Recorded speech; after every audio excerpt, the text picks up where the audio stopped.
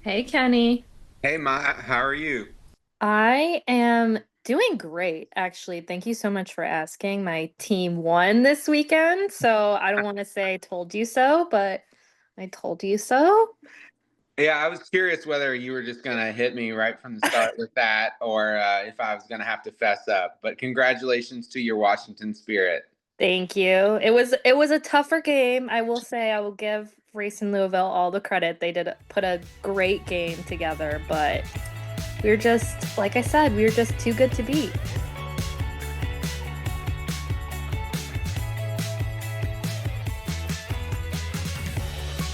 Yeah, well, honestly, I don't want to spend a whole lot of time on this. Sorry. You can host me next week, or we can talk about it again when the Spirit make the finals or win it all. Fair enough.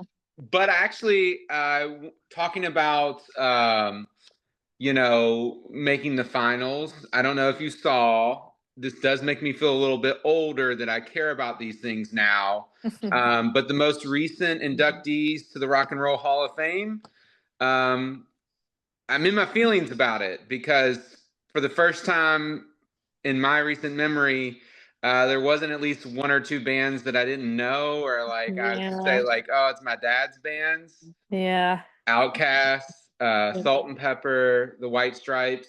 I love them all. I Yeah. grew up with them all. So, yeah, I'm in my feelings a little bit about the Rock and Roll Hall of Fame.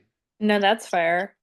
So I'm actually originally from Cleveland, so the Rock and Roll Hall of Fame is very familiar to me. I went there all the time as a kid. But yeah, no, I totally agree. Like, the last couple of like the last decade or so, it's definitely been people where I'm like, oh, I like know who they are, but yeah, like my mom introduced me to them or my dad introduced me to them, but I was a huge and still am a huge White Stripes fan. I mean, Icky Thump, Seven Nation Army, like, oof, that stuff still it still sticks with me. So it was very weird to be like, we're celebrating them? Like, what do you mean? They're like still around and performing and they're too young for this. I don't know. Yeah, no, I'm hitting I'm hitting my feelings with the Rock and Roll Hall of Fame at the same like the College Basketball Hall of Fame. Like, Yeah. a lot of these Hall of Fames or whatever wait until people's careers are over, Yep. and I understand like Outcast, the White Stripes, even though Jack is still playing, like that band is done. Salt and Yeah. Pepper, like I get that these bands are done, but Yeah. they don't feel done. But the College Basketball Hall of Fame, they're always inducting like Yeah. coaches and all that. I will say, um, I'm a little sad. I was hoping that we would have two reunions. I know Salt and Mm. Pepper reunited, performed. It was great. I actually saw Outkast in concert before they called it quits and did their own Okay. stuff. That's One of the impressive. That's very best. cool. Yeah, it does. It does age me a bit because it's been a while, but um, it was an amazing concert. I loved it. I'm a little sad that they did not play at least one or two hits together on stage. And same with the White Stripes. I mean, I understand that one's probably even more messy than Outcast, but it would have been nice just one more time to see both of those artists. I know. I'm just like, what could possibly bring you together if not being inducted into the Hall of Fame? Like if that it doesn't reunion worthy, I'm just like, I don't think we're getting it, which is so disappointing because I would love to see Outkast one more time. I would love to see the White Stripes get together one more time, but if getting inducted and rewarded for, contributions to music is not enough to bring you together, I don't think it's happening, unfortunately. Yeah, I agree with you. Well, I'm going to flip this on its head. Usually I ask you or someone else what else they're watching, but I'm going to tell you what else I'm watching this time. And Love it it. is in that same vein of like messiness. Mm, I'm sure you are aware, Maya, but mid-decade redistricting has been going on for 3 months now. And yes.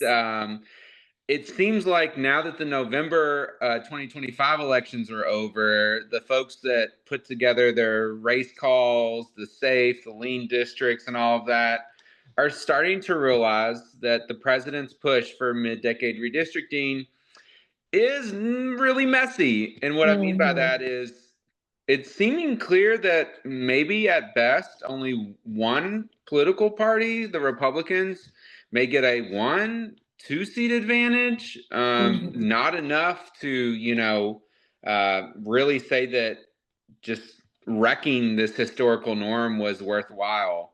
And so, there's been a lot of news, but I wanted to know what you thought about, these uh, folks who try to project races, basically saying, "Hey, mid-decade redistricting looks like it's going to be a wash."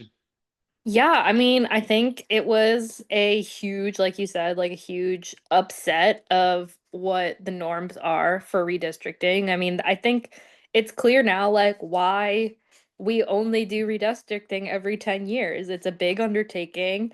It's very complicated, it's super messy, and it really impacts people so directly. And I think that we are seeing that play out like in every state. It really has not been a simple conversation about, yes, we will redistrict, no, we won't. It's really been just complicated. It's never a straightforward answer. And yeah, I think the more attempts, if we continue to see attempts, the more messy it's unfortunately going to get. Yeah, I mean, some of these are legal maneuvers. Hmm. Obviously, I think the latest move was in Utah. A Yep. judge approved a new map that creates a new heavily Democratic leaning district. Hmm. We've also seen, speaking of Cleveland, Ohio for their own rules because of not originally getting support for their originally gerrymandered map, went back to Hmm. the well. And then, obviously, we know that President Trump started this in Texas. California Prop 50 was a response to that, and now we're just in the tit for tat, and it just really it underscores what we saw in our polling back in September.